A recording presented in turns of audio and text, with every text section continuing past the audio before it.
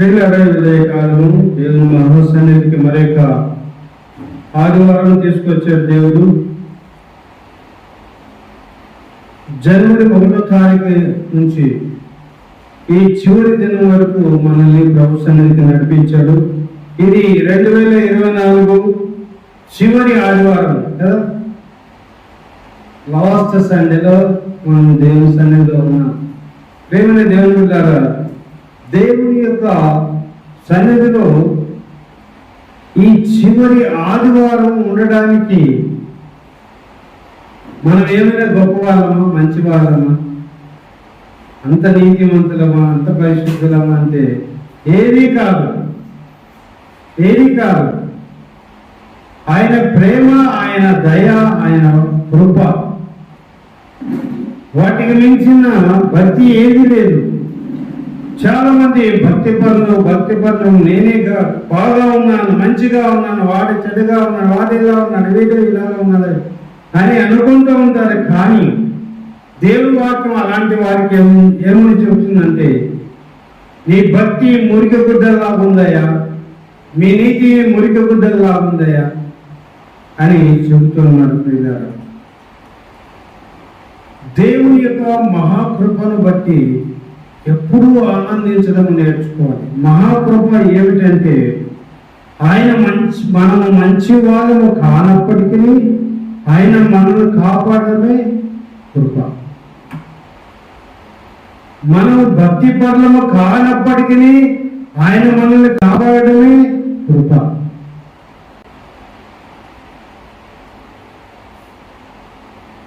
ఆయన వాక్యానికి లోబడకుండా మన ఇష్టానుసారంగా మనం తిరుగుతున్నప్పటికీ మనల్ని సజీవులుగా బ్రతకనిచ్చేటప్పుడు అది మహాకృప. ఎంతో మంది సముద్ర ప్రయాణంలో చనిపోతున్నారు, ఎంతో మంది విమాన ప్రయాణాల్లో చనిపోతున్నారు, ఎంతో మంది రైలు ప్రమాదంలో చనిపోతున్నారు. ఇంకా ఆశ్చర్యం ఏమిటంటే బాత్రూంలో కిందపడి చనిపోతున్నారు. అవునా కదా? బాత్రూంలో కిందపడి చనిపోతున్నారు. కానీ మనల్ని బ్రతకనిచ్చాడు చూడు, అదే కృప, అదే కృప. కృప అంటే అదే దేవుని మహాకృప.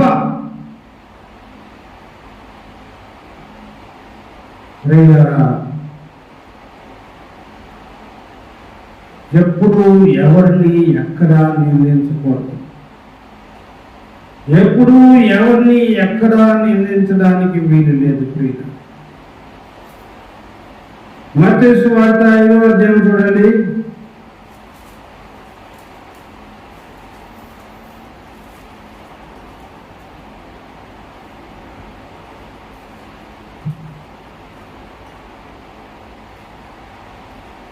ఆరవ అధ్యాయము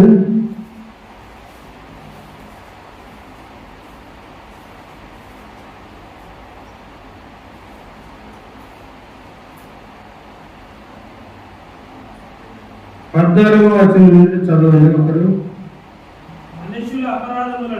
మా మనుషుల అపరాధములను మీరు క్షమించిన ఎడల మీ పరలోకపు తండ్రియు మీ అపరాధములను క్షమించును. మీరు మనుషుల అపరాధములను క్షమింపకపోయిన ఎడల మీ తండ్రియు మీ అపరాధములను క్షమించడు. ప్రియులారా, గమనించండి, దేవుని నిన్ను క్షమించినట్టుగా నీ సహోదరుని క్షమించాలి. నేను అనేక సార్లు కఠినంగా కొన్నిసార్లు దిద్దుతుంటాను, కానీ ఎవరి మీద నాకు కోపము ద్వేషము ఉండదు. ప్రియులారా, ఇది తప్పయ్యా, ఇలాగా చేయకూడదు, నువ్వు ఇలా ఉండకూడదని ఖచ్చితంగా చెబుతాను అంతే.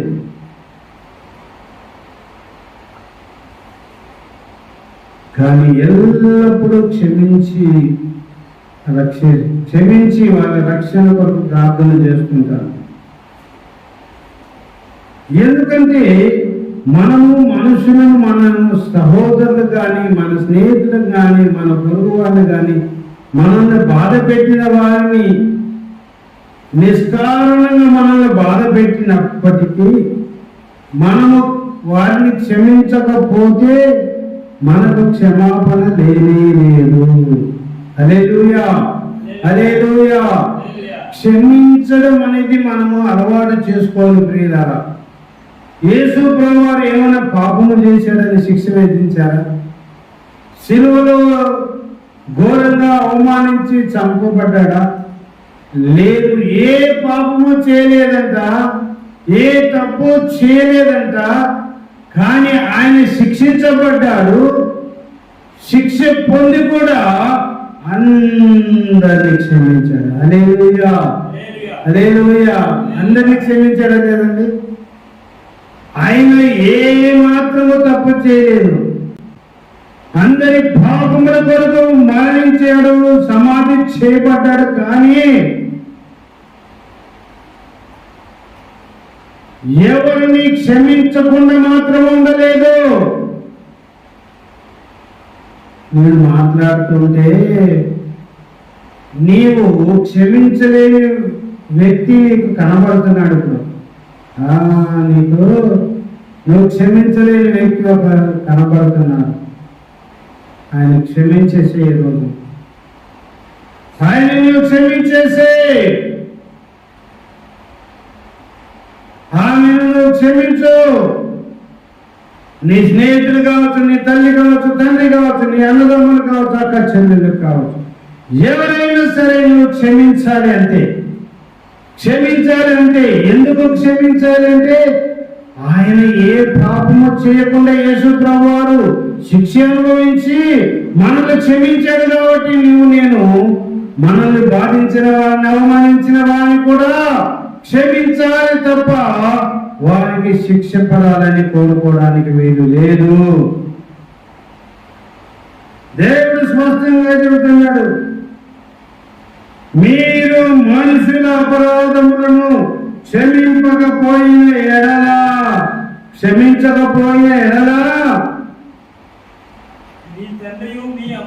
మీ తండ్రియు మీ అపరాధములను He never forgive you. If you are forgive your neighbor, if you are not forgive your relation, the Heavenly Father will never forgive you. So that you have to forgive. నీవు ఖచ్చితంగా క్షమించాలి. అంతే. ఎందుకు క్షమించాలంటే మళ్ళా చెబుతున్నా వినాలి. ఎందుకు క్షమించాలి మనం అంటే మన పొరుగువాడి కావచ్చు, మన అన్నదమ్ములు కావచ్చు, అక్క చెల్లెలు కావచ్చు, ఎవరైనా కూడా ఎందుకు మనము క్షమించాలి? అంత ఘోరంగా అవమానించి, అంత ఘోరంగా నష్టపరిచిన అతన్ని, ఆమెను ఎలాగా క్షమించాలంటే మళ్ళీ చెప్తాను వినండి.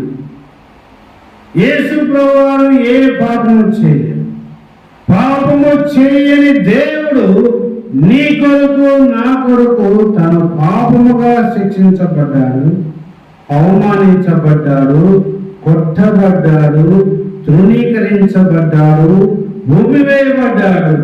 అంత శిక్ష అనుభవించి కూడా తండ్రి వీరేమి చేస్తున్నారు, వీరెరుగరు గనక వీరిని క్షమించు. తండ్రి వీరేమి చేస్తున్నారో వీరెరుగరు గనక వీరిని క్షమించు అని ప్రార్థన చేశాడు. క్షమించాడు. అందుకని నీవు బాగా గుర్తుపెట్టుకో. నీవు, నీ స్నేహితులు కావచ్చు, నీ ఇంటి వారు కావచ్చు, నీ బంధువులు కావచ్చు, ఎవరైనా సరే నీకు క్రీడాపకారం చేసిన వ్యక్తిని నీవు క్షమించాలి. నీవు క్షమించకపోతే నీకు క్షమాపణ లేదు. నీవు క్షమించకపోతే నీకు క్షమాపణ లేదండి అని దేవుడు చెప్తున్నా, నేను కాదు. ఈ వాక్యాన్ని నోట్ చేసుకొని మన జీవితాల్లో వినండి. వెనకాల అక్కడ ఈ పక్కన కూర్చున్నా లేదు నువ్వే అక్కడ కూర్చున్నా ఈ ముందుకు రండి ముందుకు రండి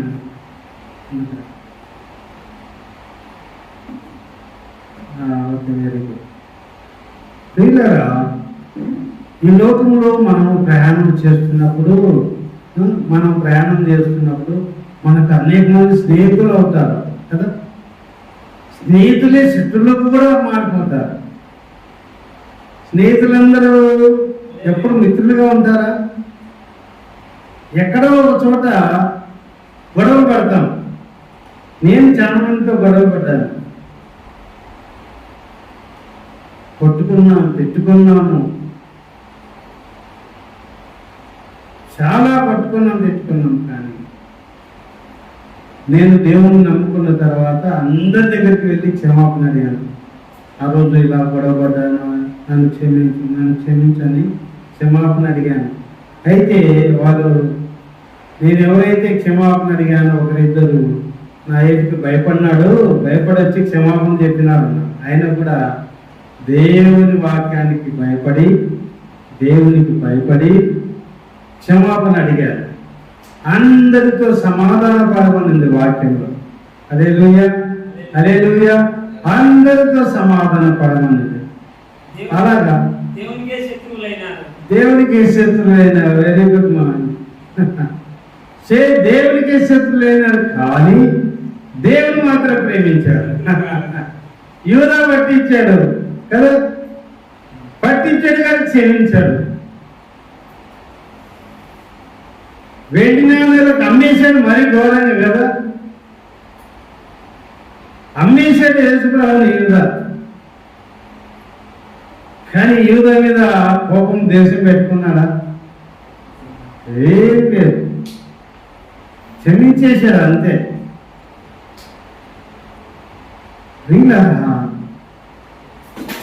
ప్రియులారా ఏనండి,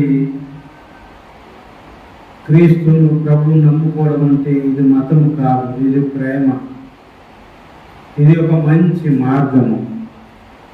ఎల్లప్పుడూ దేవుడు మంచి బోధించాడు కానీ మతాన్ని, కులాన్ని బోధించలేదు.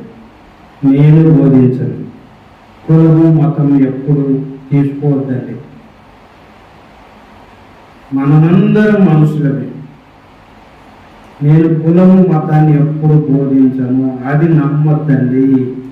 అది మానవులు కల్పించిన ద్వేషపూరితమైన విషయం. అది కులము మతం అనేది ద్వేషపూరితమైన విషయం. అది దానివల్ల అనేక మంది కొట్టుకొని చంపుకొని ఒకరంటే ఒకరు పడకుండా ద్వేషము అసూయతో బ్రతుకుతున్నారు. అవునా కాదా? కులము మతం అనే పేరు పెట్టుకొని వీడు మావాడు రా, వీడు మా మతం రా, వీడు మా కులం రాని రాజకీయ నాయకుల నుంచి ఎంతో మంది ఈరోజు కొట్టుకొని చస్తూ ఉన్నారు. వీడు మనవాడు రా, వాడు తప్పు చేసిన వాడు మనవాడే. వీడు మనవాడు రా, వాడు ఏం చేసినా మనవాడు. కానీ దేవుని వాక్యం అలాగా చెప్పడం లేదు. నీవు ఎవరివైనా సరే, నీవు తప్పు చేస్తే నీ తప్పును ఒప్పుకోవాలి, నీ తప్పును నువ్వు సరి చేసుకోవాలి. నీవు తప్పుడు మార్గంలో నడవడానికి వీల్లేదు. నీవు నీ స్నేహితుడు తప్పు చేస్తే, నీ కులం వాడు తప్పు చేస్తే, నీ మతం వాడు తప్పు చేస్తే నువ్వు ఇలాగ చేయదు తప్పు అని హెచ్చరిక చేసే మంచి స్నేహితుడిగా, మంచి బంధువుగా, మంచి కుటుంబంలో ఉన్న వ్యక్తిగా నీవు ఉండాలి. ఆయన మన వాళ్ళే, ఏం చేసినా ఏమనకూడదు. ప్రియులారా, దేవుని వాక్యం చెప్పడం లేదు. ప్రియులారా, తప్పు చేస్తే ఎవరైనా సరే వాడు క్షమాపణ పొందుకోవాలి. ఇద్దరు స్నేహితురాలు ఉన్నారు. ఒక చోట ఆ స్నేహితురాలు ఎంతో ప్రేమగా ఉంటున్నారు. ఒకే చోట తినడం, ఒక ప్లేట్లో తినడం, ఒకే మంచం మీద పడుకోవడము, చాలా స్నేహంగా ఉంటున్నారు. అందులో ఒక అమ్మాయి దేవుని నమ్ముకున్న అమ్మాయి, ఒక అమ్మాయి దేవుని ఎరగని అమ్మాయి. కానీ ఇద్దరు చాలా స్నేహంగా ఉంటున్నారు. అన్నీ చెబుతుందంట ఈ ప్రార్థనకు వచ్చే అమ్మాయి. నీవు అలాగ చదువుకోవాలి, ఇలాగ చదువుకుంటే ఇలా బాగా అవుతావు, అట్లా ఇట్లా. బుక్కులు కావాలంటే బుక్కులు కొనిస్తుందంట, బట్టలు కావాలంటే బట్టలు కొనిస్తుందంట. కానీ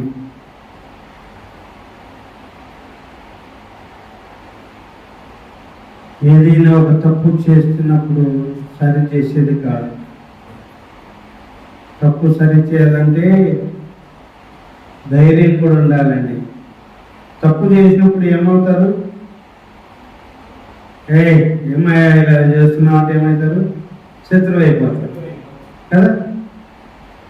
ఎందుకు ఇంత కఠినంగా అది చేయొద్దంటాడు, ఇది చేయొద్దని అంటాడని శత్రువు అయిపోతారు. ధైర్యం ఉండాలి. ఎప్పుడైనా కానీ దిద్దినప్పుడు, కఠినంగా హెచ్చరిక చేసినప్పుడు అప్పుడు ద్వేషించవచ్చు. కానీ ఒకరోజు అర్థం చేసుకుంటారు. హల్లెలూయా, హల్లెలూయా.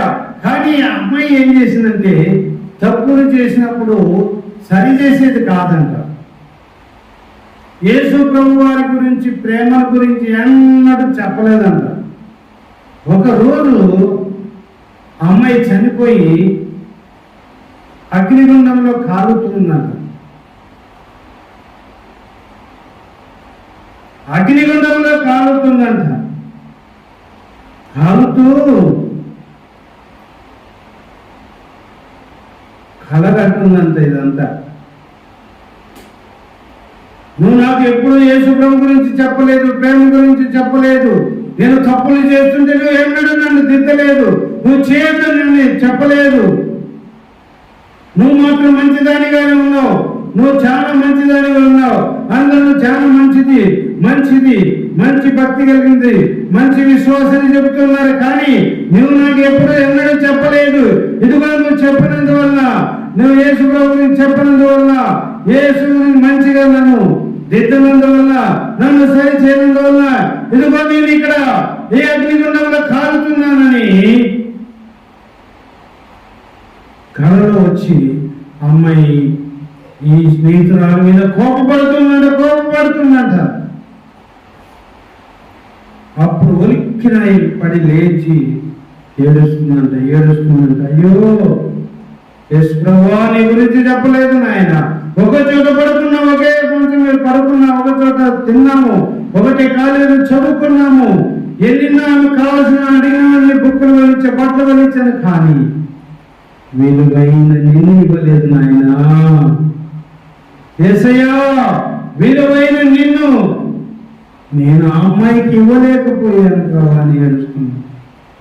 ప్రియులారా, తప్పు చేసినప్పుడు నీవు ధైర్యంగా దిద్దగలిగి ఉండాలి.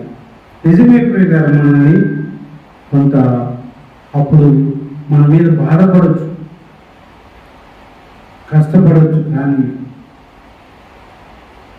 ఒకరోజు అయితే అరే అప్పుడే ఇంత గట్టిగా నన్ను హెచ్చరిక చేసినప్పుడు నేను సరి చేసుకునింటే ఎంత బాగుండేది అని తలంచుకుంటారు.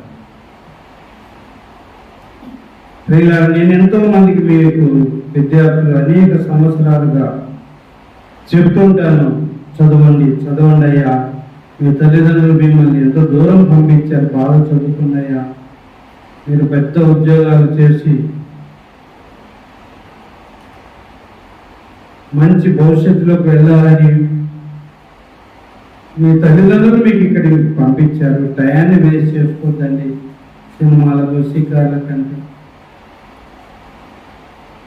తాగుడు అట్లాంటివి చేయొద్దండి అయ్యా, మీరు బాగా చదువుకోండి అయ్యా అని చెబుతుంటారు. ప్రియులారా, నీ సహోదరుడు ఏదైనా తప్పు చేస్తే నువ్వు దిద్దాలి. తప్పులు దిద్దకపోతే కూడా నువ్వు పాపం చేసిన వ్యక్తి అవుతావు. అభిలోని ఆ వ్యక్తిని నువ్వు నరకానికి పంపించిన వ్యక్తి అవుతావు. ప్రేమతో అతన్ని దిద్దు నీవు సరిచేయి, దేవుని మందిరంలోనికి తీసుకునేరా. ప్రియులారా, ఇక్కడ దేవుడు క్షమించి ప్రేమించడము బోధించాడు. ప్రియులారా, మనుషుల అపరాధములను మీరు క్షమించిన ఎడల మీ పరలోకపు తండ్రియు మీ అపరాధములను క్షమించు. మీరు క్షమిస్తేనంట, మనం క్షమిస్తేనంట మన పాపలు కూడా పరలోకపు తండ్రి మనల్ని క్షమిస్తారంట. ఎంత మేలు కదా. అదే క్షమించకపోతే క్షమాపణ ఉందా? క్షమించకపోతే క్షమాపణ ఉందా? నో, క్షమాపణ లేదు. ప్రేమని దేవుడు పెట్టారా. ఇటు అభ్యాసము మనం చేసుకోవాల్సిన ఆ కలవరి ప్రేమను నీవు అర్థం చేసుకో. కలవరి ప్రేమను నీవు అర్థం చేసుకో. కొంచెం నీకు కఠినంగా ఉండవచ్చేమో, కానీ ఒక వ్యక్తితో బాగా గొడవ పడిన వ్యక్తితో క్షమాపణ అడగటానికి కూడా నాకు మనసు రాలేదు. చెప్పింది కదా, నా దెబ్బకు భయపడినాడు అని అన్నాడని చెప్పాను కదా, నేను క్షమాపణ అడిగాను. క్షమాపణ అడగనంత వరకు నా హృదయంలో బరువుగా ఉండేది. ఎప్పుడైతే ఆ వ్యక్తి దగ్గరికి వెళ్ళి నేను క్షమాపణ అడిగిన తర్వాత నా హృదయం తేలికైపోయిందండి. హల్లెలూయా. అంతవరకు భారంగా ఉన్న హృదయము అతని దగ్గరికి వెళ్ళి క్షమాపణ అడిగిన తరువాత నేను ఫ్రీ అయిపోయిందండి. మీరు అడిగి చూడండి ఎంత తేలిగ్గా ఉంటుందో. మీ హృదయం కూడా ఆనందంగా ఉంటుంది. మా కాలేజీలో లైబ్రరీలు కూడా బుక్స్ దొంగతనం చేసింది. లైబ్రరీ బుక్స్ దొంగతనం చేసి తీసుకుపోయింది. తర్వాత ప్రభు తెలుసుకుంది. యేసు ప్రభువుని నమ్ముకున్న తర్వాత వెళ్ళి ప్రిన్సిపల్ దగ్గరికి వెళ్ళి, సార్ నేను ఇట్లాగా ఫలానా సంవత్సరము మేము చదువుకున్నప్పుడు ప్రిన్సిపల్ లేడు, కొత్త ప్రిన్సిపల్ వచ్చాడు. సార్ నేను ఫలానా సంవత్సరంలో ఇక్కడ చదువుకున్నాను సార్. ఆ టైంలో నేను లైబ్రరీ బుక్స్ దొంగిలించాను. ఇదిగోండి సార్ మన కాలేజ్ సీటు, పుస్తకాలు అని రెండు పుస్తకాలు తీసుకెళ్ళి ఇచ్చాను. ఇవ్వనంత వరకు నాకు దొంగ దొంగ దొంగ అని ఏదో ఆ బుక్కులు 2 బుక్కులే నాకుతో మాట్లాడినట్టుగా ఉండేది. ఆ 2 పుస్తకాలు నువ్వు దొంగ అన్నట్టుగా మాట్లాడేది. ఎప్పుడైతే ఆ పుస్తకాలు ప్రిన్సిపల్కి ఇచ్చానో, ప్రిన్సిపల్కి ఇస్తుంటే తీసుకోకున్నాడే. అయ్యా పర్లేదు, ఎప్పుడో తీసుకున్నావు కదా, తీసుకోపో అంటున్నాడు. లేదు సార్ దేవుడు నాకు ఇచ్చేయమన్నాడు ఇదే అని నేను చెప్తుంటే కూడా, అయ్యా నేను చెప్తున్నాను కదా బాబు, తీసుకెళ్ళి చదువుకో. లేదు సార్ ఇవి ఇచ్చేసేయాలని దేవుడు చెప్పాను నాకు అని ఆ టేబుల్ పెట్టేసి, సార్ థ్యాంక్ యూ సార్, పలుస్తాను సార్ అని చెప్పేసి వచ్చేసి.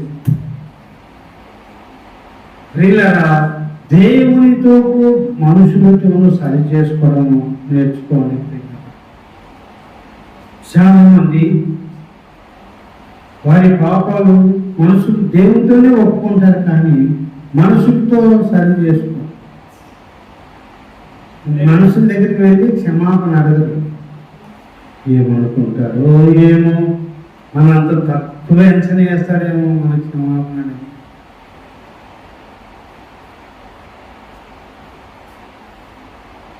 మా అమ్మ మా నాన్న మా అమ్మ పూజ గదిలో డబ్బులు ఉంది డబ్బులు ఉండేవి ఎంత ఉండే కదా గుడిలో దేవుని పటాలు గుడిలో పెట్టుకుంటే దాంట్లో వేస్తే సినిమా పోవాలంటే ఎవరో లేనప్పుడు పుల్ల తీసుకుని గెలికి ఎవరు లేనప్పుడు పుల్ల గెలికి డబ్బులు గెలిచి అక్కడ వస్తే పెరిగి సినిమాలు వచ్చేది అన్నమాట. నేను దేవుని నమ్ముకున్న తర్వాత మా అమ్మను కాళ్ళు పట్టుకొని మా నేను ఇంత దొంగతనం చేశానమ్మా అని క్షమాపణ.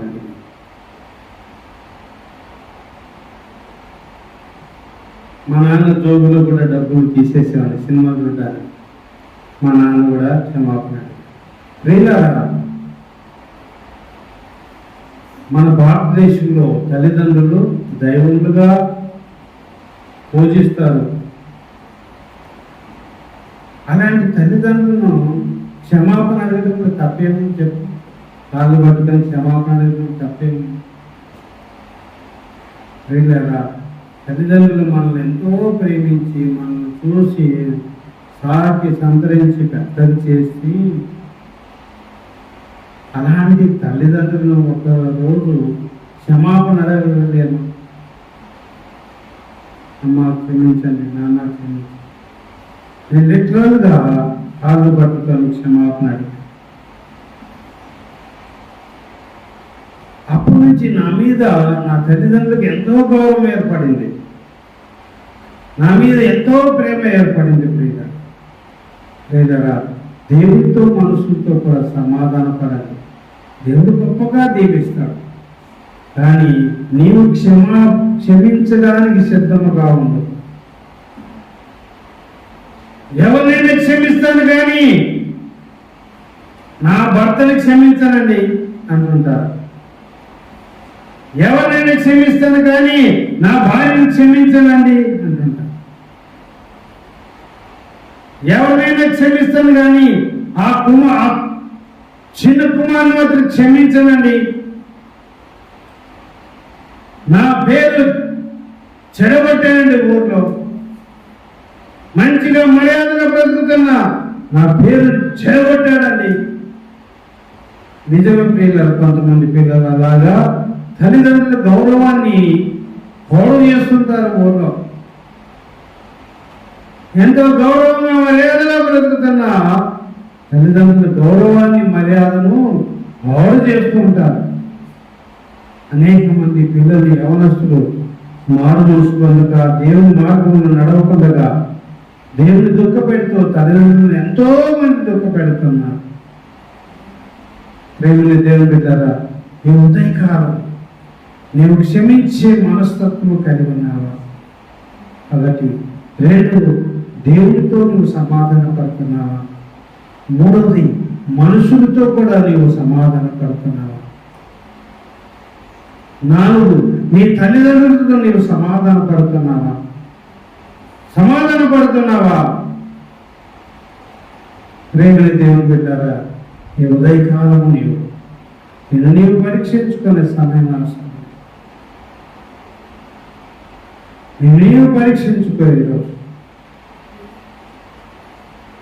ప్రియులారా, దేవుని సన్నిధిలో ఉన్న నీవు ఎల్లప్పుడూ క్షమించడానికి సిద్ధముగా ఉండాలి. క్షమించడానికి సిద్ధంగా ఉండాలి.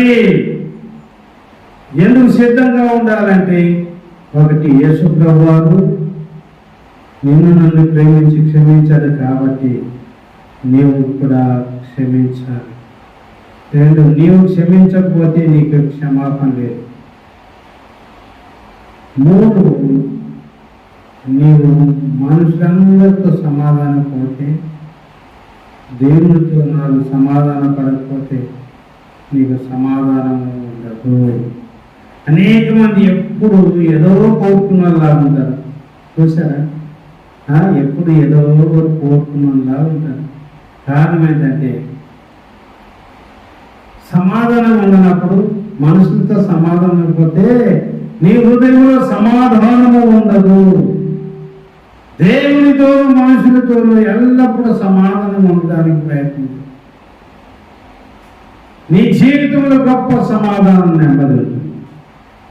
గొప్ప సమాధానము నెమ్మది ఉంటుంది. ప్రార్థన చేసుకుందాం. దయచేసి అందరూ మోకరించండి, ప్రార్థన చేసుకుందాం. ప్రార్థన చేసుకుందాం ప్రియులారా. హల్లెలూయా. దేవునితో సమాధానపడు. దేవునితో ఉదయకాలం సమాధానపడు. నీ పాపముల దోషములన్నిటినీ యేసు ప్రభు నామములో ఒప్పుకో. ప్రభు సన్నిధిలో ఒప్పుకో. రెండోది, నీ యొక్క స్నేహితులు, నీ బంధువులని ఎవరి మీద నీ కోపం, ద్వేషము, అసూయ ఉందో వారిని క్షమాపణ అడగడానికి అడుగు. నువ్వు క్షమాపణ అడగకపోతే నీకు క్షమాపణ లేదు. నీవు క్షమించకపోతే నీకు క్షమాపణ లేదు. ఎంత కష్టపెట్టిన, అవమానించిన, సిగ్గుపరిచిన నీవు క్షమించాల్సిందే.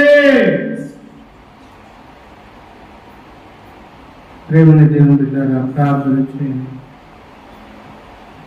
నోరు తెరిచి ప్రార్థన చేయండి. ప్రభు నీకు సమీపంగా ఉన్నాడు. ప్రార్థన చేయండి. సోదర ప్రార్థన చేయండి.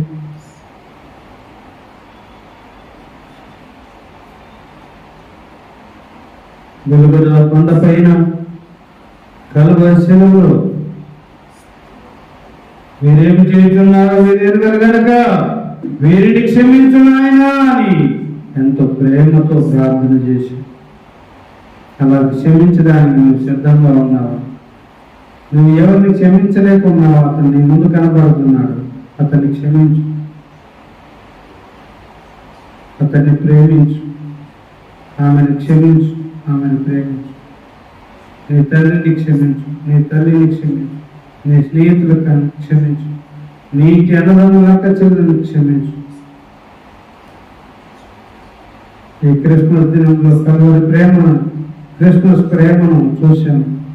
క్రీస్తు మన కొరకు పశువుల పాకలో ఎంతగా మనల్ని ప్రేమించి ఈనుడే తగ్గించుకొని పశువుల పాకలో జన్మించారు కదా. ప్రభువైన తండ్రి, నీవే ఇక్కడ నిల్చున్నాయన. మా ఎడల అపరాధం చేసిన వారిని అందరినీ క్షమించడానికి ఆ క్షమించే ప్రేమను, మనసును మా అందరికీ దయచేయండి.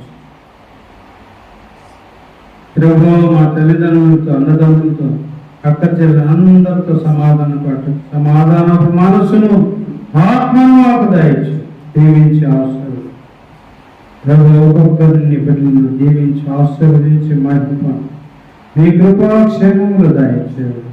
యేసు ప్రభు వారి పరిశుద్ధ నామములో ప్రార్థించి స్తుతించి పొంది వేడుకుంటున్నాము తండ్రి. ఆమేన్. తండ్రి యొక్క ప్రేమ, కుమారుని యొక్క కృప, పరిశుద్ధాత్మ యొక్క నిత్య సహవాసము, సమాధానము ఎప్పుడు ఎల్లప్పుడు సదాకాలం మనందరికీ తోడైంది. అందరినీ ప్రేమించి అందరినీ క్షమించి ఆ గొప్ప మనసు మనందరికీ పరిశుద్ధాత్మ దేవుడు సహాయము చేయనుగాక. ఆమేన్. ఆమేన్. అందరికీ వందనాలండి. గమనించండి, డిసెంబర్ 31 ఆలయ ప్రేయర్ ఉంటుంది. 9-10 గంటలకు